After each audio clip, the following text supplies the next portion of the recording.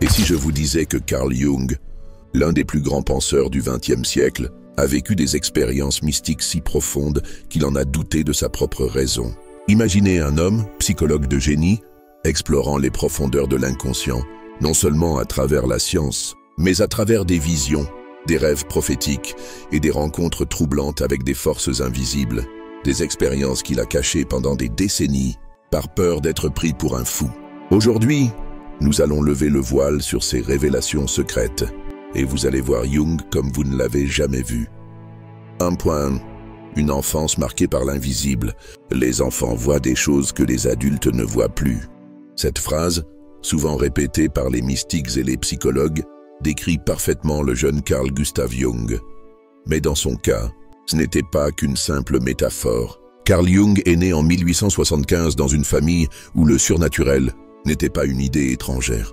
Son père était pasteur, et la maison familiale était imprégnée de discussions théologiques.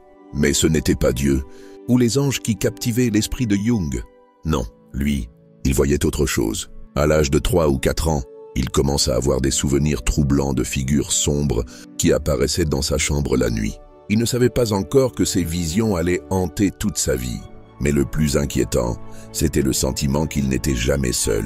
Une présence l'observait. Une ombre invisible qui flottait autour de lui. Était-ce son imagination d'enfant? Ou était-il réellement en contact avec quelque chose d'inexplicable? Un jour, alors qu'il jouait seul, il eut une vision saisissante. Un immense phallus doré, trônant sur un trône souterrain. L'image était si intense qu'elle resta gravée dans son esprit toute sa vie. Plus tard, il comprit que cette vision n'était pas anodine. C'était une manifestation de l'inconscient collectif, une notion qu'il formulerait des décennies plus tard. Mais à ce stade, il était juste un enfant avec des visions qu'il ne comprenait pas. 1.2. Les premiers rêves prophétiques de Jung. Les rêves de Jung n'étaient pas comme ceux des autres enfants. Ils étaient vivides, emplis de symboles étranges et de scénarios qui semblaient porteurs d'un « message profond ». À 12 ans, il fit un rêve qui le terrifia. Il voyait l'Europe en flammes, les rivières remplies de sang et une ombre massive s'étendant sur le continent. Ce rêve le hantera pendant des années, jusqu'à ce qu'en 1914, la Première Guerre mondiale éclate. Ce fut un choc. Comment un enfant de 12 ans pouvait-il prédire une catastrophe qui allait survenir des décennies plus tard? Était-ce une simple coïncidence? Ou Jung avait-il accès à une forme de conscience au-delà du temps? Ce rêve marqua un tournant. Il comprit que son esprit avait une connexion étrange avec l'avenir. Ce n'était pas la dernière fois que cela arriverait. 1.3. Le contact avec l'inconscient collectif. Adolescent, Jung se plonge dans les livres, cherchant des explications rationnelles à ce qu'il vivait. Il lit Nietzsche, Kant, Goethe, mais rien ne répond vraiment à ces questions profondes. C'est en étudiant la mythologie et les traditions spirituelles qu'il commence à voir un lien entre ses visions et celles des anciens sages.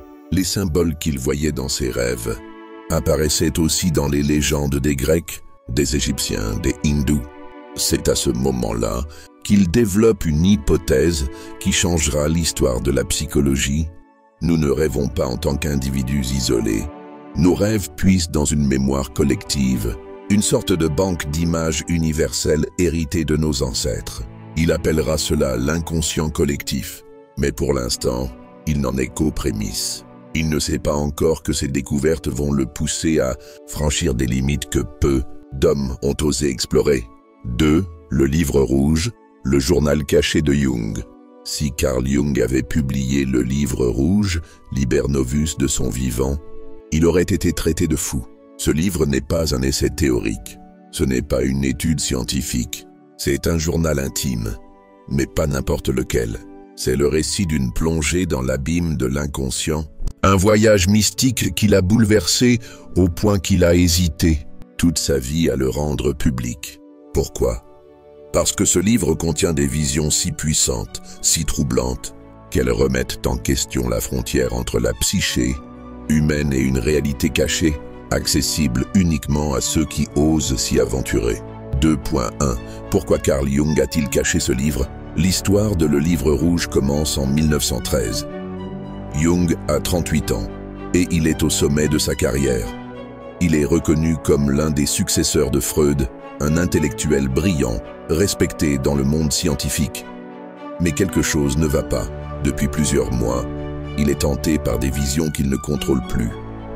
Il voit des rivières de sang, des montagnes s'effondrer, des civilisations anéanties.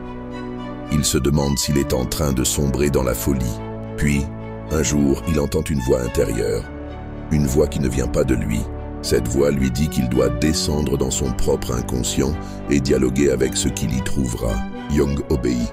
Il commence alors un rituel étrange qu'il appelle l'imagination active. Il s'assoit dans son bureau, ferme les yeux et laisse son esprit dériver. Ce qu'il découvre dépasse tout ce qu'il aurait pu imaginer. 2.2. Les visions les plus marquantes de Jung. La première vision qui le frappe est celle d'un immense océan de sang qui engloutit l'Europe. Il voit des villes en ruines, des cadavres flottant sur l'eau, des hommes se massacrant sans raison. Il ne comprend pas immédiatement ce que cela signifie. Mais quelques mois plus tard, en 1914, la Première Guerre mondiale éclate. Jung est sous le choc. Avait-il vraiment eu une prémonition? Mais ce n'est que le début. Lors d'une autre expérience, il descend dans une immense caverne souterraine et y rencontre un vieux sage à la longue barbe blanche. Cet homme se présente sous le nom de Philémon. Il lui explique que la psyché humaine est peuplée d'entités autonomes, que notre esprit n'est pas une entité unique, mais une multitude de voix, de forces, en interaction constante. Jung passe des années à dialoguer avec Philémon et d'autres figures de son inconscient. Il les dessine, les décrit, leur parle comme s'ils étaient réels. Ce n'est pas un exercice de fiction. Jung prend ses expériences très au sérieux. Il est convaincu que ces entités existent d'une manière ou d'une autre, qu'elles font partie de quelque chose de plus grand que lui. 2.3. Jung parlait-il vraiment avec des esprits? Voici la question troublante que soulève le livre rouge. Jung était-il en train d'explorer son propre inconscient? Ou avait-il réellement accès à une dimension spirituelle? Il ne donne jamais de réponse définitive. Il affirme seulement une chose. Ses expériences étaient réelles pour lui. Freud aurait diagnostiqué une psychose. Mais Jung, lui, pense que l'inconscient n'est pas qu'un réservoir de souvenirs et de désirs refoulés. Il croit qu'il existe un monde intérieur, aussi vaste et mystérieux que l'univers extérieur. Et si nous pouvions tous y accéder? Et si nos rêves, nos intuitions, nos visions étaient en réalité des fragments de ce monde caché? Jung ne le dira jamais de façon catégorique. Mais tout son travail ultérieur en psychologie analytique est influencé par cette période mystique. Il referme le livre rouge en 1930. Il ne le publiera jamais. Ce n'est qu'en 2009 que le monde entier découvre enfin son contenu. Et ce qu'il contient dépasse l'entendement. 3. La rencontre avec Philémon, un guide spirituel. Si l'histoire de Carl Jung était un roman, Philémon serait le mentor mystérieux qui apparaît au héros au moment où il se perd dans l'inconnu. Mais ce n'est pas un roman. Philémon n'a jamais existé dans le monde physique. Et pourtant, pour Jung, il était plus réel que bien des hommes de chair et de sang. 3. Qui était Philémon? Tout commence un jour où Jung, plongé dans l'un de ses états de conscience altérés, voit apparaître un vieil homme à l'air sage. Il a une longue barbe blanche, des ailes de roi pêcheur et des yeux perçants qui semblent contenir des millénaires de sagesse. Cet être se présente sous le nom de Philémon. Dès leur premier échange, Jung comprend que ce n'est pas une simple création de son imagination. Philémon ne parle pas comme lui, il ne pense pas comme lui. Il lui dit des choses auxquelles Jung n'aurait jamais pensé seul. Jung se met alors à discuter avec lui comme on le ferait avec un maître spirituel. Et ce que Philémon lui révèle va transformer sa vision du monde. 3.2. Philémon et la découverte des multiples voies de l'inconscient. Avant cette rencontre, Jung pensait que l'esprit humain était une unité, qu'il était un individu, une seule conscience qui contrôle ses pensées et ses actes. Mais Philémon lui dit autre chose. Tu crois que tes pensées viennent de toi, mais elles viennent d'ailleurs. L'homme est une maison habitée par de nombreux esprits. Jung est bouleversé. Cela signifie que notre conscience n'est qu'un acteur parmi d'autres à l'intérieur de nous. Nous avons des voix intérieures qui nous parlent, qui nous guident ou nous trompent, qui influencent nos choix sans que nous en ayons conscience. C'est à partir de cette révélation que Jung développe l'idée des archétypes. ces figures universelles qui peuplent l'inconscient collectif. Philémon est, selon lui, l'archétype du sage, une force intemporelle qui traverse les âges et qui s'adresse à ceux qui osent écouter. Mais était-ce seulement un concept psychologique? Ou bien Jung avait-il réellement communiqué avec une intelligence extérieure? 3.3 Jung pensait-il vraiment parler à un esprit? Voici une question troublante. Jung, en tant que scientifique, aurait dû dire que Philémon n'était qu'une projection de son inconscient, une partie cachée de son propre esprit prenant la forme d'un vieillard sage. Mais ce n'est pas ce qu'il a dit. Il a toujours laissé planer le doute. Philémon était-il une partie de Jung, ou bien une véritable entité, un être indépendant vivant dans une autre dimension? Jung a reconnu que la frontière entre psyché et réalité était plus floue qu'on ne le pense. Ce que nous appelons imaginaire pourrait être bien plus réel que nous ne le croyons. Et si nos rêves, nos intuitions, nos voix intérieures étaient en réalité des messages venus d'un autre plan d'existence? Jung n'a jamais tranché. Mais une chose est sûre, après sa rencontre avec Philémon, il ne verra plus jamais l'esprit humain de la même manière.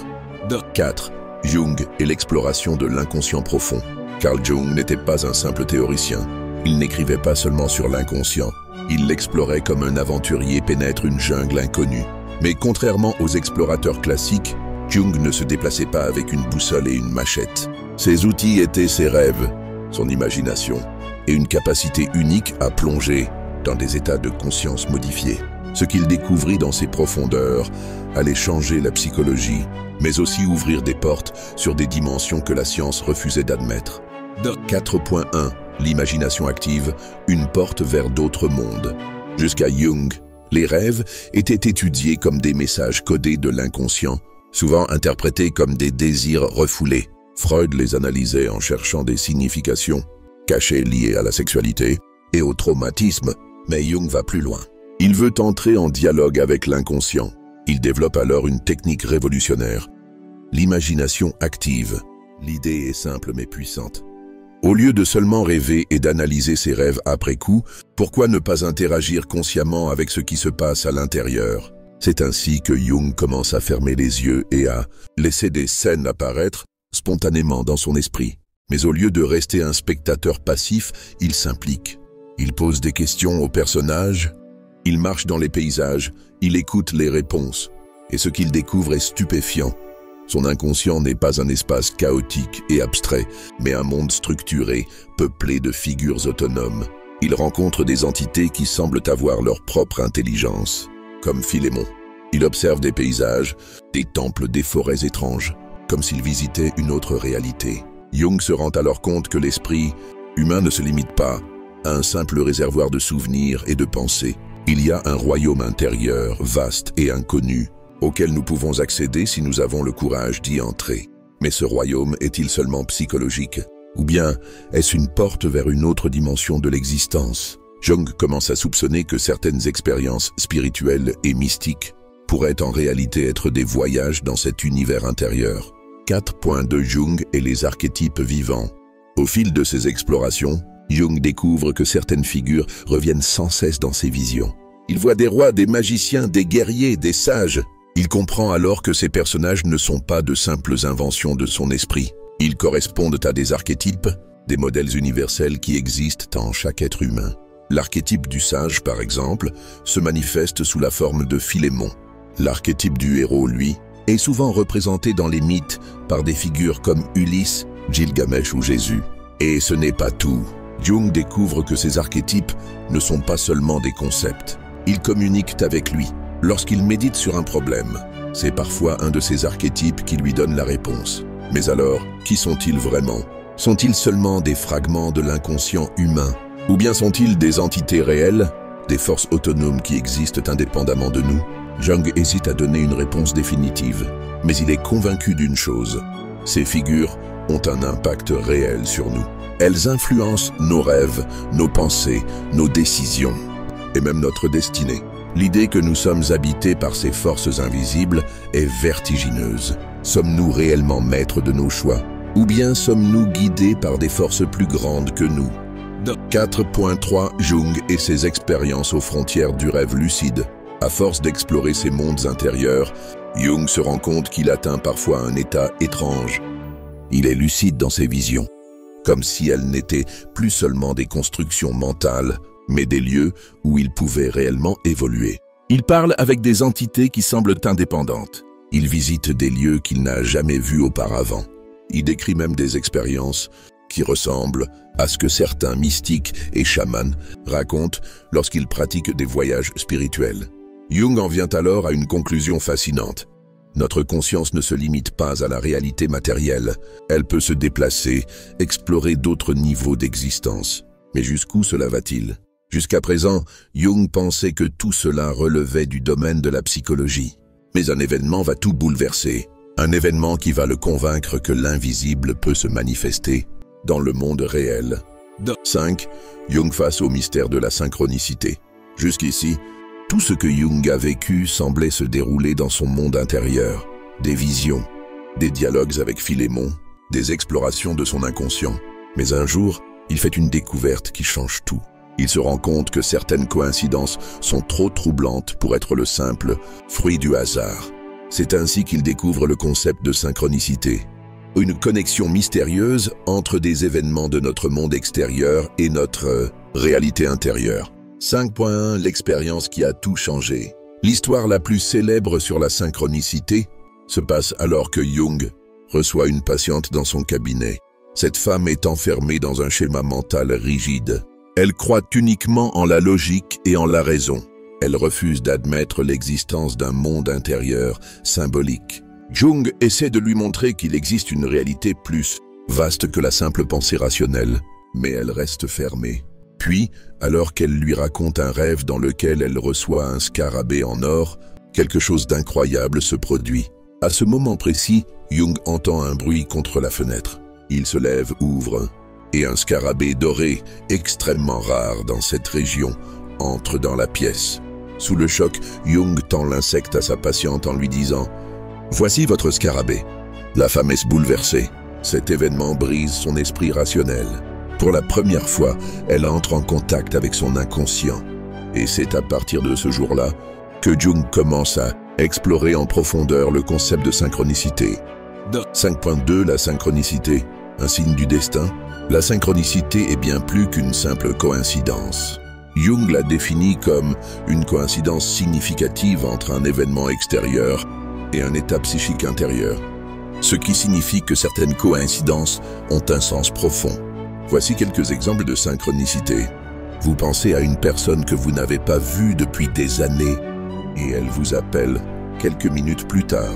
Vous êtes à un tournant de votre vie, vous doutez, et un livre contenant la réponse que vous cherchez tombe par hasard sous vos yeux. Vous traversez une période difficile et une chanson jouée à la radio vous parle exactement de ce que vous ressentez. Jung se demande alors, qu'est-ce qui cause ces événements? Est-ce simplement le hasard? Ou bien y a-t-il une intelligence cachée derrière la réalité qui orchestre ces coïncidences? Il commence à soupçonner qu'il existe une force invisible qui relie tout. Mais comment expliquer cela scientifiquement? 5.3 Le lien entre synchronicité et inconscient collectif. Jung se tourne vers ses découvertes sur l'inconscient collectif. Selon lui, notre psyché individuelle n'est qu'une petite partie d'un vaste réseau psychique. Nous sommes tous connectés à un niveau profond, à un immense réservoir de symboles et d'expériences. Et la synchronicité serait une manière pour cet inconscient collectif de communiquer avec nous. Lorsque nous sommes alignés avec notre véritable chemin de vie, des signes apparaissent pour nous guider. Et plus nous prêtons attention à ces synchronicités, plus elles se multiplient. Cela soulève une question fascinante. La réalité est-elle vraiment séparée de notre esprit? Ou bien notre conscience influence-t-elle le monde extérieur? Jung pressent que la science du futur devra prendre en compte ces phénomènes. Et ce n'est pas une simple intuition, car il va bientôt faire une découverte encore plus stupéfiante. Une découverte qui le rapproche dangereusement du mysticisme et de l'ésotérisme. 6. Jung et l'exploration des phénomènes mystiques. Carl Jung ne se contente pas d'explorer l'inconscient à travers la psychologie. Il s'intéresse aussi aux phénomènes que la science considère comme des mystères, les visions mystiques, les expériences de mort imminente, les états de transe et même les phénomènes paranormaux. Ce qui l'intrigue, ce n'est pas seulement que des gens racontent ces expériences, c'est qu'elles semblent toutes suivre des motifs précis, comme si elles étaient connectées à une même réalité profonde. 6.1 Les expériences de mort. Imminent Remy, une porte vers l'au-delà. Un jour, Jung vit une expérience bouleversante. En 1944, il subit un infarctus. Il est hospitalisé et pendant plusieurs jours oscille entre la vie et la mort. Durant cette période, il raconte avoir vécu une expérience hors du corps. Il se voit flotter au-dessus de la terre, s'éloigner dans l'espace et arriver devant une immense pierre flottante, semblable à un temple. Là, il ressent une paix indescriptible, comme s'il avait atteint une autre dimension de l'existence. Il est sur le point d'entrer dans ce temple lorsqu'une force le ramène brutalement à son corps physique. Lorsqu'il revient à lui, il ressent une profonde tristesse. Il dit plus tard « Ce que j'ai vécu était plus réel que ma vie sur Terre ». Cette expérience l'amène à se poser une question troublante. L'inconscient est-il seulement une partie cachée de notre esprit, ou bien est-il une porte vers d'autres niveaux de réalité? Après cela, Jung commence à étudier de près les récits de personnes ayant vécu des expériences de mort imminente et il découvre quelque chose d'étonnant. Peu importe la culture ou la religion, les descriptions des EMI se ressemblent. Beaucoup de gens disent voir une lumière éclatante, ressentir une paix totale, rencontrer des êtres spirituels. Certains racontent même avoir vu leur vie défiler sous leurs yeux. Tout cela rappelle des éléments déjà présents dans ces études sur l'inconscient collectif. Comme si derrière la diversité des croyances humaines, il existait une vérité universelle. 6.2 Jung et l'alchimie. Une transformation spirituelle. Un autre domaine qui fascine Jung est l'alchimie. Pendant longtemps, il croit que l'alchimie n'est qu'une vieille pratique pseudo-scientifique, une tentative naïve de transformer le plomb en or. Mais après des années d'études, il découvre que l'alchimie cache en réalité un puissant symbolisme psychologique. Les alchimistes ne cherchaient pas seulement à transformer la matière, ils voulaient transformer leur propre âme. Jung réalise alors que les différentes étapes du processus, alchimique, calcination, dissolution, coagulation, sont des symboles des transformations intérieures que chaque être humain traverse dans sa vie, et cette idée résonne profondément avec son propre parcours. Comme un alchimiste, il a dû descendre dans les ténèbres de son inconscient, affronter ses démons avant d'atteindre un nouvel état de conscience. Cela le conduit à sa conclusion la plus audacieuse. Le véritable but de la vie humaine est la transformation intérieure. Nous ne sommes pas ici pour accumuler des biens, mais pour nous éveiller à une réalité plus vaste. Et c'est là que Jung commence à percevoir quelque chose d'encore plus troublant. Un secret caché derrière toutes les traditions mystiques du monde. 6.3 Jung et la réalité cachée derrière les religions. Après avoir étudié les rêves, les mythes, l'alchimie et les expériences spirituelles, Jung en arrive à une conclusion inattendue. Toutes les grandes religions du monde parlent en réalité de la même chose. Peu importe qu'il s'agisse du christianisme, du bouddhisme, de l'hindouisme ou des traditions chamaniques. Toutes ces traditions utilisent des symboles communs pour décrire une même réalité cachée. Jung découvre que le Christ des chrétiens, le Bouddha des bouddhistes et les figures spirituelles d'autres religions représentent le même archétype, celui du soi éveillé. Les notions de paradis, d'enfer et de réincarnation sont des symboles psychiques universels qui décrivent des transformations profondes de l'âme humaine. Les pratiques spirituelles comme la méditation, la prière ou les rituels chamaniques servent en réalité à entrer en contact avec l'inconscient profond. Il écrit alors « Dieu n'est pas une croyance extérieure à l'homme. Il est une réalité vivante à l'intérieur de nous. » Cette affirmation choque beaucoup de religieux de son époque. Jung ne dit pas que Dieu n'existe pas. Il dit que nous avons une connexion directe avec le divin à travers notre inconscient. C'est une idée révolutionnaire. Si elle est vraie, cela signifie que nous n'avons pas besoin d'intermédiaires pour accéder à une vérité supérieure. Nous n'avons qu'à plonger en nous-mêmes. Mais cette vision mystique ne plaît pas à tout le monde, car elle remet en cause des siècles de dogmes religieux. 7. La dernière révélation de Jung. L'homme et l'univers sont connectés. À la fin de sa vie, Jung est convaincu d'une chose. L'homme n'est pas une simple poussière perdue dans l'univers. Il est une partie d'un tout plus vaste. Il soupçonne que la conscience humaine et la réalité sont profondément liées, d'une manière que la science ne comprend pas encore. Et il n'est pas le seul à le penser, car au même moment, la physique quantique commence à faire des découvertes étranges qui semblent confirmer ses intuitions.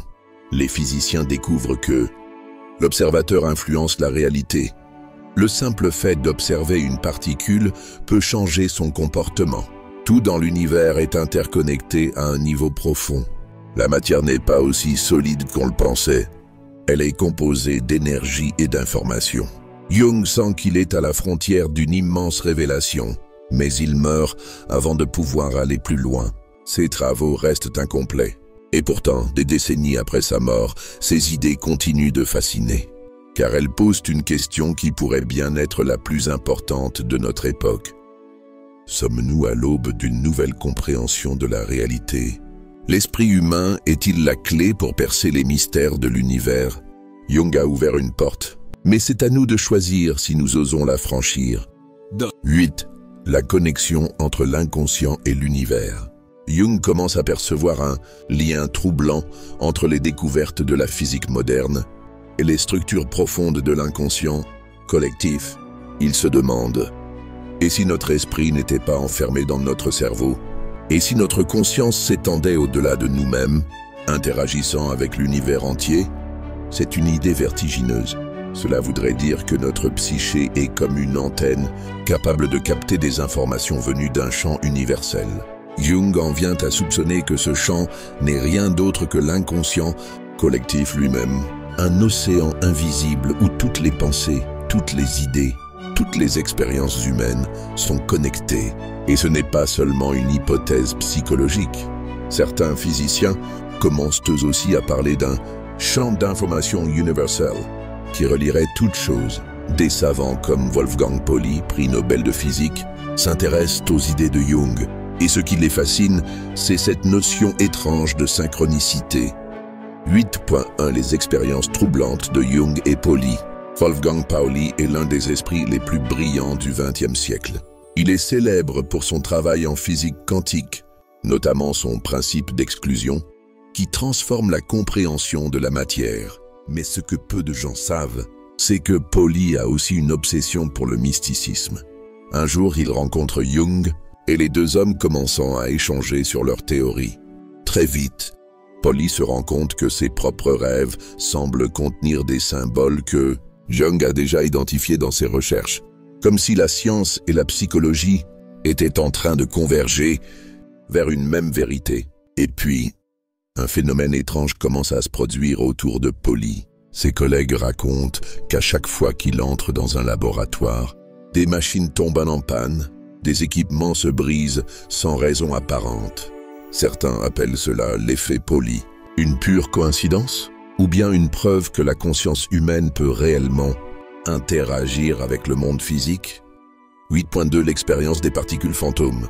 Dans ces mêmes années, la physique quantique fait une découverte encore plus troublante. Les scientifiques observent que lorsqu'ils envoient une particule à travers une double fente, son comportement change en fonction de la présence ou non d'un observateur. Si personne ne la regarde, la particule agit comme une onde, se dispersant dans toutes les directions possibles. Mais dès qu'un observateur intervient, elle se fige et adopte un état défini. C'est comme si la conscience elle-même influençait la réalité. Jung comprend alors que cette découverte pourrait bien être la clé ultime pour expliquer la synchronicité.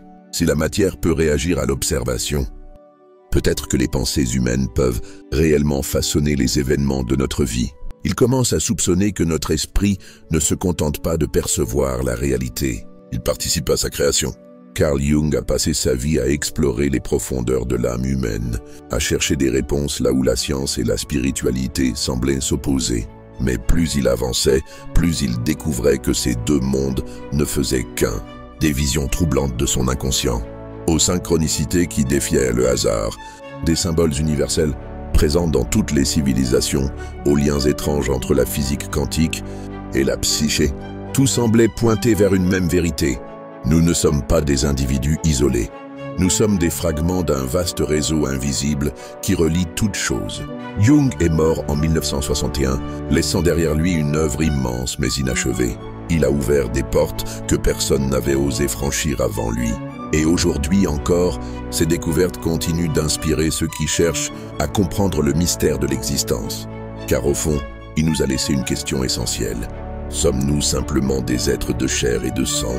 Ou bien sommes-nous les architectes inconscients d'un univers bien plus vaste? Jung n'a pas donné de réponse définitive. Il nous a seulement montré le chemin. Et c'est à nous désormais d'oser explorer cet inconnu.